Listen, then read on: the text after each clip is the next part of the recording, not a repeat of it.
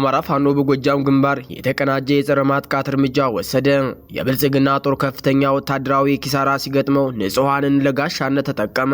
በርካታ ጀነራሎች በመሩት ውጊያ ወታደራዊ አዛዦች የፋኖ የጥይት እርሳስ አርፎባቸዋል። ፋኖ በበርካታ ድሎች ቀጠናውን አስከብሯል። ከጎጃም ቀጠና አሁናዊ መረጃዎችን አሰባስበናል። ቀዳሚ መረጃዎቻችን ናቸው። የአገዛዙን ተልዕኮ ተቀብለው በስርቆትና በእገታ ድርጊት በተሰማሩ ወንጀለኞች ላይ ፋኖ በወሰደው መጠነ ሰፊ የማጽዳት ዘመቻ በርካቶች ሲደመስስ፣ በርካቶችን ደግሞ በቁጥጥር ስር መዋሉ ታወቀ። በሸዋ ተጉለት ቀጠና ሰላ ድንጋይ ከተማ ጻድቃኔ ማርያም አካባቢ በጣለው ከባድ ዝናብ ምክንያት የመብረቅ አደጋ መከሰቱ ተረጋግጧል። በወሎ ላስታ ላሊበላ ፋኖ የድል ባለቤት ሆኗል። ሌላኛው መረጃችን ነው። 200 ተዋጊዎች ተሽከርካሪዎችና ድሮኖች መውደማቸው ተገለጸ። በትራምፕና በኔታንያሁ መካከል የተፈጠረው አለመግባባትና የመካከለኛው ምስራቅ አዲስ የጂኦፖለቲካ ውጥረት እየጨመረ መጥቷል። ቀጠናዊ የባህር ማዶ መረጃዎቻችን ናቸው።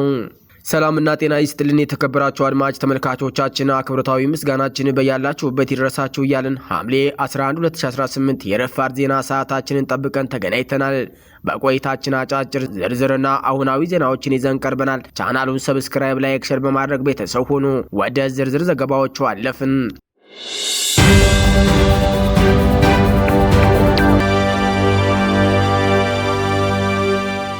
የአማራ ፋኖ በጎጃም ግንባር የተቀናጀ የጸረ ማጥቃት እርምጃ ወሰደ። የብልጽግና ጦር ከፍተኛ ወታደራዊ ኪሳራ ሲገጥመው ንጹሃንን ለጋሻነት ተጠቀመ። የአማራ ፋኖ በጎጃም ቀጠና ከተለያዩ ክፍለ ጦሮችና ሻለቃዎች ጋር በመቀናጀት ባደረገው ተከታታይ የ3 ቀናት ከባድ ውጊያ ከፍተኛ የሰውና የቁሳቁስ ኃይል አሰማርቶ የነበረውን የብልጽግና አገዛዝ ሰራዊት ክፉኛ መመታቱንና ከፍተኛ ኪሳራ ማድረሱን ወታደራዊ ምንጮች ገለጹ። አገዛዙ የደረሰበትን ከፍተኛ ሽንፈትና ወታደራዊ ውድቀት ለመሸፈን ንጹሃንን በከባድ መሳሪያ ከመደብደብ ባለፈ የ12ኛ ክፍል ተፈታኝ ተማሪዎችን ለጦርነት ከለላና ለወታደራዊ ጋሻነት እየተጠቀመ እንደሚገኝ ተጋልጧል። በጎጃም የተከፈተውን ጥቃት 3 ከፍተኛ ጀነራሎች ቢመሩትም የአገዛዙ ሰራዊት በፋኖ የበላይነት ተወስዶበት ከፍተኛ የሰውና የቁሳቁስ ኪሳራ ገጥሞታል። በጎጃም ከመሐመድ ተሰማ ጀምሮ ከ5 በላይ ከፍተኛ ጀነራሎች የመሩት የአገዛዙ እቅድ በፋኖ ክፉኛ ምት መክሸፉ ተነግሯል። በደጋዳሞት ወረዳ ፈረስ ቤት ከተማን ለመቆጣጠር በሚል በአገዛዙ ሰራዊት በኩል ከፍተኛ ኃይል የተሰለፈበት ዘመቻ ተከፍቶ የነበረ ቢሆንም የአገዛዙ እቅድ ሙሉ በሙሉ ሳይሳካ ቀርቷል። የአማራ ፋኖ በጎጃም ክፍለ ጦሮች አንዱ የሆነው 99ኛ ክፍለ ጦር ኢንጂነር ክበር ተመስገን ሻለቃ ከበላይ ዘለቀ ሻለቃ እናም ከአባት አርበኞች ቡድን ጋር በመቀናጀት በደጋዳሞት ወረዳ ፈረስ ቤት ከተማን ለመቆጣጠር በ5 አቅጣጫዎች የተከፈተውን የአገዛዙ ጥቃት ሙሉ በሙሉ አክሽፏል። 99ኛ ክፍለ ጦር በወሰደው ስልታዊ እርምጃ ኮሎኔል፣ ሌተናል ኮሎኔል ሻለቃና ሻለቃ ባሻዎችን ጨምሮ በርካታ ምርኮዎችን የያዘ ሲሆን 4 የዙ 23 ከባድ መሳሪያዎችን 120 እና 82 ሚሊ ሞርተሮች፣ በርካታ ድሽቃዎች፣ ስናይፐሮችና ብሬኖች መማረክ ችሏል።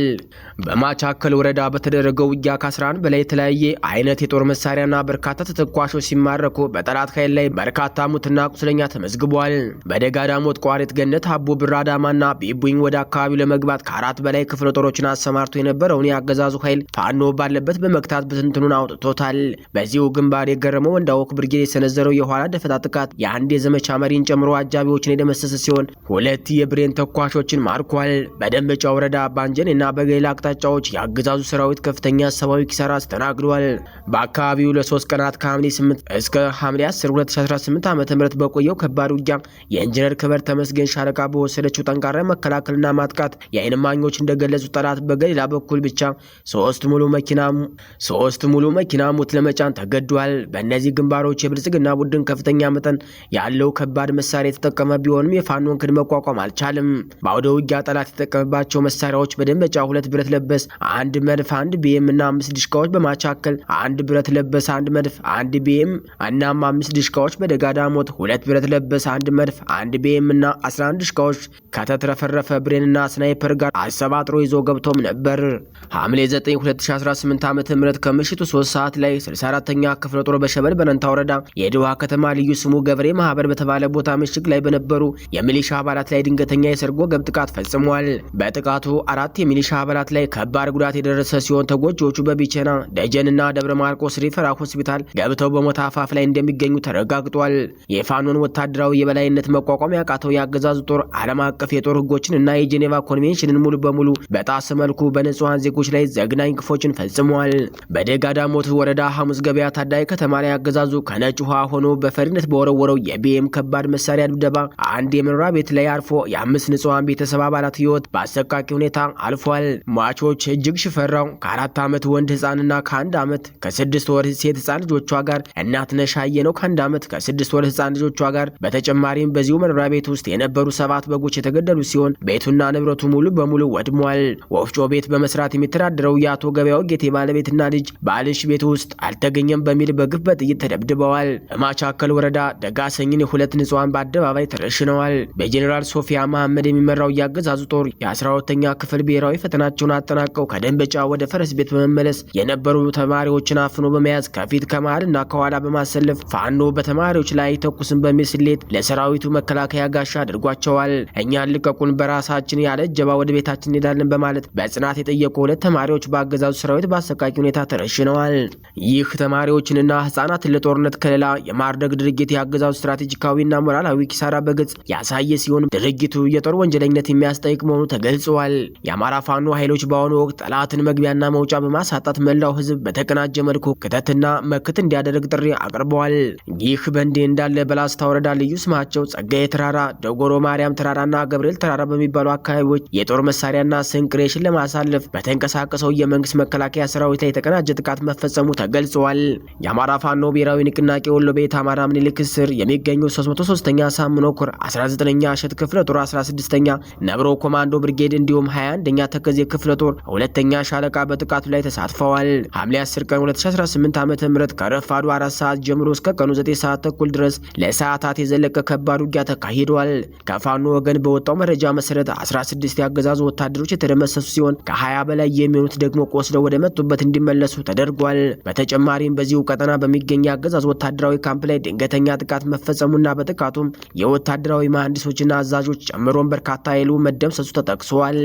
በርካታ የጦር መሳሪያዎች በፋኖ እጅ የገቡ ሲሆን የተማረኩ ወታደሮችን በዓለም አቀፍ የምርኮኞች አያያዝ ሕግጋትና በአማራ ባህላዊ ሴቶች መሰረት እንክብካቤ እየተደረገላቸው እንደሆነም ተገልጸዋል። በሸዋ ጠቅላይ ግዛት ስር በሚንቀሳቀሱ የፋኖ አደረጃጀቶችና ከመከላከያ ሰራዊት ጋር ግንኙነት አላቸው በተባሉ ታጣቂዎች መካከል ከባድ ግጭት ተመዝግቧል። መነሻቸውን ከኦሮሞ ብሔረሰብ ልዩ ዞን በቴ ሰንበቴና ከሚሴ ያደረጉ ታጣቂዎች በመከላከያ ሰራዊት የከባድ መሳሪያ እገዛ በመታገዝ ወደ ኤፍራታና ግድም ወረዳ ለማለፍ ባደረጉት እንቅስቃሴ ላይ የጸረ ማጥቃት እርምጃ ተወስዶባቸዋል። የፋኖ አባት አርበኞች ጦር ከ7 ለ7 ክፍለ ጦር የሻምበራ አህዶች ጋር በመቀናጀት በወሰደው እርምጃ ወራሪው ኃይል በከፍተኛ ሁኔታ ተመቶ ሙትና ቁስለኛውን ይዞ ወደ ከሚሴ እንዲያፈገፍግ መደረጉ ተመላክቷል። በሌላ በኩል በሸዋ ተጉለት ቀጠና ሰላ ድንጋይ ከተማ ጻድቃኔ ማርያም አካባቢ በጣለው ከባድ ዝናብ ምክንያት የመብረቅ አደጋ መከሰቱ ተረጋግጧል። በአካባቢው በነበሩ የሚሊሻ አባላት ላይ በደረሰው በዚህ የተፈጥሮ አደጋ የሰው ሕይወት የጠፋ ሲሆን የቆሰሉ አባላትም እንዳሉ የአማራ ፋኖ ብሔራዊ ንቅናቄ ሸዋ ጠቅላይ ግዛት አሳምነው አፄ አምደ ጽዮን ኮር መረጃና ደህንነት ክፍል አስታውቋል። የአገዛዙን ተልዕኮ ተቀብለው በስርቆትና በእገታ እኩይ ድርጊታቸው በተሰማሩ ወንጀለኞች ላይ ፋኖ በወሰደው መጠነ ሰፊ የማጽዳት ዘመቻ በርካቶችን ሲደመስስ በርካቶችን ደግሞ በቁጥጥር ስር መዋሉን ታወቀ። የአማራ ፋኖ ብሔራዊ ንቅናቄ ጎንደር ጠቅላይ ግዛት በላይ ዘለቀ 305ኛ ኮር የኮሩ ልዩ ዘመቻን ጨምሮ በኮሩ ስር የሚገኙ ክፍለ ጦሮች ከህዝቡ ጋር በመቀናጀት በቀጠናው ካገዛዙ ተልዕኮ ተቀብለው በስርቆት እኩይ ድርጊት በተሰማሩ ወንጀለኞች ላይ ከወትሮው የተለየ ጥብቅ እርምጃ እንዲወስዱ አቅጣጫ ማስቀመጡን ተከትሎ ዘመቻው በድል ታጅቦ መቀጠሉን መረብ ሚዲያ ኮሩ ካወጣው መረጃ ተመላክቷል። ከፋኖ ጋር ፊት ለፊት ገጥሞ ማሸነፍ ከወደ ፋኖ የሚሰነዘርበትን መብረቃዊ ምት መቋቋም ያልቻለው የብልጽግናው አገዛዝ በፋኖ ስም ህዝቡን ለመዝረፍ የራሱን የአድማ ብተና አባላትን ጨምሮ ሌሎች ወዳደሮችን በመመልመል በመከላከያ ሰራዊት ሽፋን ሰጭነት በየአካባቢው አሰማርቶ መንገደኞችን በማገትና የህዝቡን ሀብት ንብረት በመዝረፍ አጸያፊ ድርጊት ሲሰራ ቆይቷል። ማን ህልውናው እንደሚያስከብርለትና ማን እንደሚገድለው እንዲሁም ማን እንደሚዘርፈው ጠንቅቆ የሚያውቀው ህዝቡ በአንዳንድ ከተሞች ላይ አገዛዙ በሚያዘጋጀው መድረክ ላይ ተገኝቶ ዘራፊዎቹ ከመንግስት መዋቅር ጋር የተሳሰሩ ናቸው በሚል ቢናገርም ሰሚ ከማጣቱም በላይ የጽንፈኛ ተልዕኮ ተሸካሚ በሚል በአገዛዙ ኃይሎች ለዳግም ጥቃት ሲዳረግ ቆይቷል።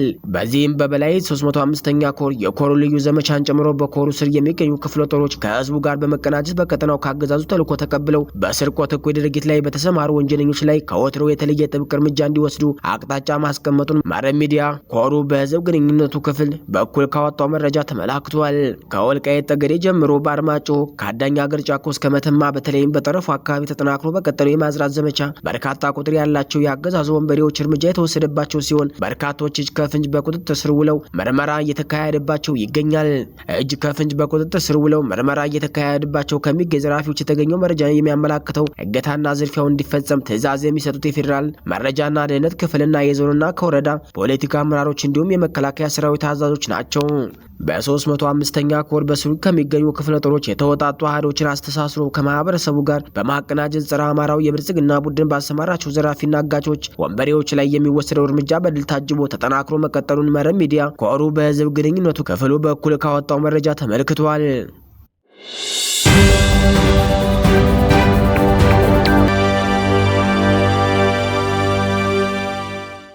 የሱዳን ጦር በቅርብ ውጊያዎች 205 የፈጣን ድጋፍ ሰጪ ኃይል አርኤስኤፍ ተሽከርካሪዎችንና 4 ድሮኖችን ማውደሙን አስታወቀ። የሱዳን መደበኛ ጦር ሳፋ በሰጠው መግለጫ ባለፉት 2 ሳምንታት ውስጥ ከተቀናቃኙ የፈጣን ድጋፍ ሰጪ ኃይል አርኤስኤፍ ጋር ባደረገው ከባድ ውጊያ ወደ 205 የሚጠጉ የውጊያ ተሽከርካሪዎችን፣ የወታደራዊ አቅርቦት ጭነት መኪናዎችንና 4 ስልታዊ ድሮኖችን ወይንም የረጅም ርቀት ሰው አልባ አውሮፕላኖችን ማውደሙን አስታውቋል። የሱዳን ጦር በዳርፉር በኮርዶፋንና በብሉ ናይል ጥቁር አባይ አካባቢዎች የሚገኙ የደፈጣና የተንቀሳቃሽ የአርኤስኤፍ ኢላማዎችን ለመምታት በቅርብ ወራት በከፍተኛ ሁኔታ በድሮን ጥቃቶች ላይ መተማመኑ ተገልጿል። የጦሩ ቃል አቀባይ ባወጣው መግለጫ መሰረት እንደ አውሮፓውያን አቆጣጠር ከጁላይ 1 እስከ ጁላይ 15 ቀን 2026 ወይንም ከሰኔ 24 እስከ ሐምሌ 8 2018 ዓ.ም በተካሄዱ ወታደራዊ ኦፕሬሽኖች 205 የውጊያ ተሽከርካሪዎችና 17 ወታደራዊ የጭነት መኪናዎች ወድመዋል። በተጨማሪም ጦሩ 21 የውጊያ ተሽከርካሪዎች መማረኩንና በአርኤስኤፍ በኩል በተለያዩ ግንባሮች ሲሰሩ የነበሩ 4 የላቁ FH-95 የተባሉ ስልታዊ ድሮኖችን መጥቶ መጣሉን ቃል አቀባዩ ገልጸዋል። በብልጽግናው አብይ አህመድ የሚደገፈው አርኤስኤፍ በሱዳኑ መደበኛ ሰራዊት ከባድ ምትን አስተናግሮ በኪሳራ ወደ ኢትዮጵያ ድንበር ተሻግሮ በኢትዮጵያውያን ላይ ጥቃት መፈጸሙም አይዘነጋም። በዳርፉር ግንባር የጦር ሰራዊቱ ባካሄደው ዘመቻ 76 የውጊያ ተሽከርካሪዎችንና 17 የአቅርቦት መኪናዎችን ማውደሙን የቻለ ሲሆን በታጠቁ ኃይሎች ላይ ከፍተኛ የሰው ኃይል ጉዳት አድርሰዋል። በደቡብ ኮርዶፋን ጦሩ 19 የውጊያ ተሽከርካሪዎችን ማውደሙንና በደርዘን የሚቆጠር የአርኤስኤፍ ተዋጊዎችን መግደሉን አስታውቋል። በሰሜን ኮርዶፋን ግንባር ወታደራዊ መግለጫው እንደሚያሳየው 54 የውጊያ ተሽከርካሪዎች ወድመዋል። 3 የላቁ FH-95 ሞዴሎች ድሮን ተመተው ወድቀዋል።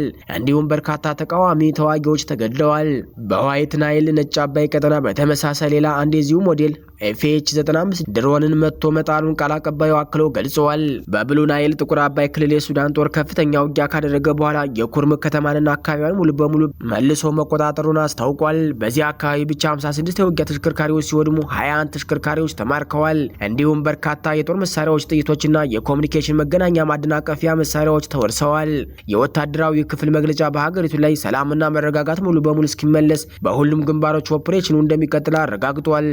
በሌላ በኩል ሱዳን በተባበሩት አረብ ኤሚሬትስ ዩኤኢ ላይ በአሜሪካና በዓለም አቀፍ ፍርድ ቤት ክስ ልትመሰርት ነው። የሱዳን የፍትህ ሚኒስትር አብደላ ዲሪፍ እንደተናገሩት የሱዳን መንግስት በተባበሩት አረብ ኤሚሬትስ በአሜሪካና በሌሎች ዓለም አቀፍ ፍርድ ቤቶች አዳዲስ ክሶችን ለመመስረት የሚያስችለው እቅድ ሙሉ በሙሉ አጠናቋል። ይህ ማስታወቂያ የወጣው የሱዳን ምክትል የተባበሩት መንግስታት ድርጅት ተወካይ አማር መሐመድ ማህሙድ የዓለም አቀፉ የወንጀለኞች ፍርድ ቤት ICC በዳርፉር ውስጥ በፈጣን ድጋፍ ሰጪ ኃይሎች RSF የተፈጸሙ ወንጀሎችን በተመለከተ የሚደረገውን ምርመራ የኤሚሬትስ ተዋናዮችም እንዲያካትት በጠየቁት ማግስት ነው። የፍትህ ሚኒስትሩ ዲሪፍ በሰጡት ጋዜጣዊ መግለጫ የህግ ስትራቴጂው የተባበሩት አረብ ኤሚሬትስ በውጭ ሀገር የተፈጸሙ የጦር ወንጀሎችና በሰብአዊነት ላይ የሚፈጸሙ ወንጀሎችን ለመዳኘት የህግ ስርዓታቸው በሚፈቅድላቸው ሀገራት ጭምር መክሰስን ያካተተ መሆኑን ገልጸዋል። ሚኒስትሩ 3 የተለያዩ የህግ መንገዶችን ዘርዝረዋል። እነሱም ዓለም አቀፍ ክስ፣ በየሀገራቱ የህግ ስርዓት፣ የዓለም አቀፉ የወንጀለኞች ፍርድ ቤት ICC እና የዓለም አቀፉ የፍትህ ፍርድ ቤት ICJ ናቸው። በዓለም አቀፍ ህግ መሰረት ሁሉንም ዩኤኢ እና RSF ለመክሰስ የሀገር ውስጥና የውጭ የህግ ባለሙያዎችን ያቀፈ ልዩ ኮሚቴ ሂደቱን ነድፎ ማጠናቀቁን ድሪፍ ገልጸዋል። የታቀዱት ክሶች የጦር ወንጀሎችን፣ በሰብአዊነት ላይ የሚፈጸሙ ወንጀሎችን፣ የዘር ማጥፋትን፣ ህገወጥ የጦር መሳሪያ አቅርቦትን፣ የቀጠር ነፍሰ ገዳዮችን መመልመልና ማሰልጠንን ያካትታሉ። ድሪፍ በአርኤስኤፍና በደጋፊዎቻቸው ላይ የሚቀርቡ ዓለም አቀፍ ክሶችን የሚከታተለው ከፍተኛ ኮሚቴ ሰብሳቢ በመሆን የማስረጃ ማሰባሰቢያ ንዑስ ኮሚቴ ከተማረኩ የጦር መሳሪያዎች ኤግዚቢሽን ጋር ባዘጋጀው ጉብኝት ላይ ተገኝተዋል። ሚኒስትሩ እንደገለጹት የተያዙት የላቁ የጦር መሳሪያዎች የማጥቂያና ስልታዊ ድሮኖች ጨምሮ እንደ አውሮፓውያን አቆጣጠር በጁን 2023 እና 2026 መካከል የተመረቱ ዘመናዊ ሞዴሎች ሲሆኑ ሰነዶቹ እንደሚያሳዩት የመጀመሪያ መዳረሻቸው የተባበሩት አረብ ኤሚሬትስ ነበረች። እነዚህ የጦር መሳሪያዎች ለሚያምጽ ታጣቂ ቡድን ማስተላለፍ፣ የጦር መሳሪያ ለሶስተኛ ወገን እንዳይተላለፍ የሚከለክሉ ዓለም አቀፍ ስምምነቶችን በግልጽ መጣስ መሆኑን ድሪፍ አክለዋል።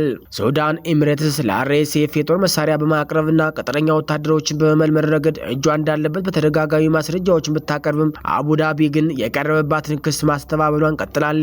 ሆኖም ሚኒስትር ድሪፍ የሱዳን መንግስት በሁሉም በአርኤስኤፍ እና በዩኤ ላይ ክስ ለመመስረት የሚያስችል ካለምንም ጥርጥር የሚያስረዳ በቂ ማስረጃ ያለው መሆኑን በመግለጽ ሱዳን የህግ ትግሏን በቁርጠኝነት እንደምትቀጥል አረጋግጠዋል። በሱዳን የክስ መዝገብ ውስጥ የገባቸው ዩኤኢ አጋር በመሆን ለአርኤስኤፍ ድጋፍ ሲያደርግ የቆየውና አሁንም ታጣቂ ኃይሉን ካምፕ ጭምር በመስጠት በግልጽ እያገደ ያለው አብይ አህመድ ተጠያቂነት እንደማይቀርም ተዘግቧል።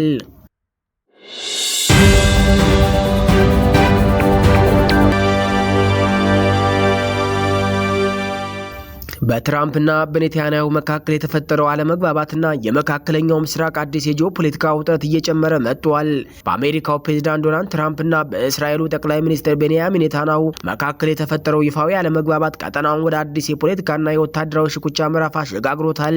ዋሽንግተን ለቱርክ ኤፍ-35 ተዋጊ ጀቶችን የመሸጥ ወይም ሀገሪቱን በድጋሚ በፕሮግራሙ ውስጥ የማካተት እቅዷን እስራኤል በይፋ መቃወሟ በሁለቱ ታሪካዊ አጋሮች መካከል የነበረውን ግንኙነት እያሻከረው ይገኛል። ጠቅላይ ሚኒስትር ቤንያሚን ኔታንያሁ ቱርክ በፕሬዝዳንት ሬሲፕ ታይፕ ኤርዶጋን አመራር ስር አስተማማኝ አጋር አይደለችም በሚል የሰጡት መግለጫ በዋይት ሀውስ ዘንድ እንደ ቀጥተኛ ጣልቃ ገብነት ተቆጥሯል። እስራኤል ይፋዊ ተቃውሟን ያበረታችው በሁለት ዋና ዋና ምክንያቶች ነው። እስራኤል በመካከለኛው ምስራቅ ብቸኛዋ የኤፍ-35 ተዋጊ ጀቶች ባለቤት በመሆን ያላትን የጥራት ወታደራዊ ብልጫ ማጣት አትፈልግም። አንካራ በክልሉ ለሚንቀሳቀሱ የተለያዩ ኃይሎች የምትሰጠው ድጋፍና የምትከተለው የውጭ ፖሊሲ የእስራኤልን የረጅም ጊዜ ደህንነት አደጋ ላይ ይጥላል የሚል ስጋት አለ። ፕሬዝዳንት ዶናልድ ትራምፕ በበኩላቸው አሜሪካ የምታደርገው የጦር መሳሪያ ሽያጭና ዲፕሎማሲያዊ ስምምነቶች የሉዓላዊነትና የአሜሪካ መጀመሪያ ፖሊሲ አካል በመሆናቸው በእስራኤል በኩል የሚመጣ ማንኛውንም ተጽዕኖ እንደማይቀበሉ በቁጣ ገልጸዋል። ይህንን ተከትሎ በኦቫል ኦፊስ ሊደረግ የታሰበው ስብሰባ መሰረዙ ግንኙነቱ ምን ያህል መላላጡን ያሳያል። በትራምፕና በኔታንያሁ መካከል ይፋዊ ሰጣ ገባ ቢኖርም ሁለቱም ሀገራት በኢራን ጉዳይ ላይ ያላቸው ስጋት የተቆራኘ ነው። ይሁን እንጂ እስራኤል አሜሪካን ከኢራን ጋር ወደ ቀጥተኛ ጦርነት ለማስገባት የምታደርገው ጥረትና የምትከተለው ሴራ ወታደራዊ ስትራቴጂ በቀጠናው ላይ ትልቅ ተጽዕኖ አሳድሯል። እስራኤል የኢራንን የኒውክሌር መርሃ ግብርና የቀጠናዊ ተጽዕኖ ስጋት በራሷ ወታደራዊ አቅም ብቻ መግታት እንደማትችል ስለምታውቅ የአሜሪካን ግዙፍ ወታደራዊ ኃይል እንደ ዋና ጋሻና መምቻ ለመጠቀም ትፈልጋለች። እስራኤል የኢራን የኒውክሌር ፕሮግራም በአጭር ጊዜ ውስጥ ወደ ጦር መሳሪያነት ሊቀይር እንደሚችል የሚያሳዩ የስለላ መረጃዎችን ለዋሽንግተን በተደጋጋሚ በማቅረብ አሜሪካ ቀዳሚ ጥቃት እንድትሰነዝር ትገፋፋለች። እስራኤል በሶሪያ በሊባኖስና በራሷ በኢራን መሬት ላይ በኢራን ደጋፊ ኃይሎችና ወታደራዊ አዛዦች ላይ የምትፈጽማቸው ድንገተኛ ጥቃቶች ኢራን የአሜሪካን ወታደራዊ ይዞታዎች እንድታጠቃ በማነሳሳት ዋሽንግተን ወደ ጦርነቱ መሃል የመክተት ዓላማ አላቸው። በአሜሪካ ፖለቲካ ላይ ተጽዕኖ መፍጠር በኮንግረስና በተለያዩ የሎቢ ቡድኖች አማካኝነት የትራምፕ አስተዳደር በቴህራን ላይ የጣለው ከፍተኛ ጫና ወደ ወታደራዊ እርምጃ እንዲያሳድገው ግፊት ይደረጋል። ይህ በትራምፕና በኔታንያሁ መካከል የተፈጠረው አለመግባባት እስራኤል ከአሜሪካ የምታገኘውን ፍጹም ድጋፍ ሊያናጋው ይችላል የሚል ስጋቶች ቢኖሩም ዋሽንግተን ለእስራኤል ደህንነት ያላት ቁርጠኝነት ግን በቀላሉ የሚቀየር አይደለም። ሆኖም አሜሪካ ከኢራን ጋር ለምታደርገው ጦርነት የእስራኤል ፍላጎት ብቻ ሳይሆን የራሷ የኢኮኖሚና የጂኦፖለቲካዊ ዋጋ እንደሚያሳስባት በትራምፕ ቁጣ ውስጥ ተንጸባርቋል። በመካከለኛው ምስራቅ የኃይል ሚዛኑን ለመቆጣጠር በሚደረገው በዚህ ፉክክር ውስጥ የቱርክ ወደ ጨዋታው መመለስ የኢራንና የአሜሪካ ቀጥተኛ ፍልሚያና የእስራኤል ዲፕሎማሲያዊ መገፋት ቀጠናውን ወደማይታወቅ የጦርነት አዙሪት ሊከተው እንደሚችሉ የፖለቲካ ተንታኞቹ ያስጠነቅቃሉ። አድማጭ ተመልካች ቤተሰቦቻችን ለሰዓቱ የተዘጋጁት መረጃዎች የተከታተላችኋቸውን ይመስሉ ነበር። ሀሳብ አስተያየታችሁን ኮሜንት መስጫው ላይ ጻፉልን። ቻናሉን ሰብስክራይብ ማድረጋችሁ እንዳዘነጉ ልናሳስባችሁ ወደድን። በያላችሁበት መልካም ጊዜ ተመኘን። ቸር ቆዩን።